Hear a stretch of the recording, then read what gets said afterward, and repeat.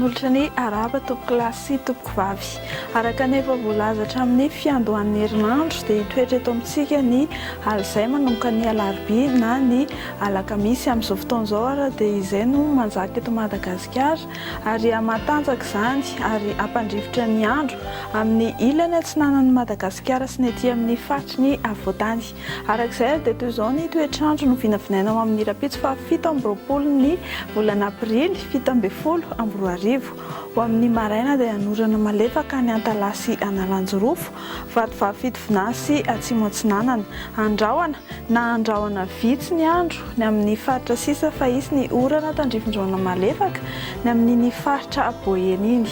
Ho amin'ny rapitso tolakandro iray dia ahitana orana malefaka ny faritra Vatovavy Fitovina sy Atsimo Atsinanana, somary aka endrika tandrifin-drahona mety arakotra izany any amin'ny faritra Sofia iny.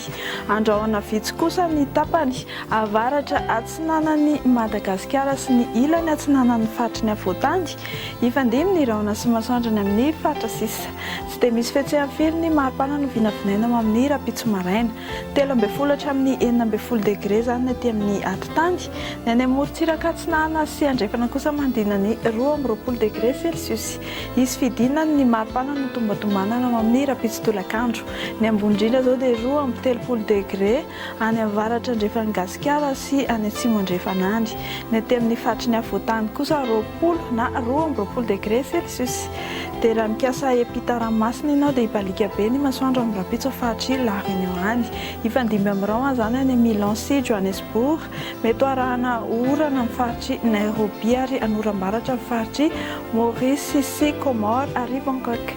Dia izay topoko lahy sy topoko vavy no azonao roso antsika eo amin'ity ala ity mamy fotoananao izay eo amin'ny rapitso indray. Veloma tompoko.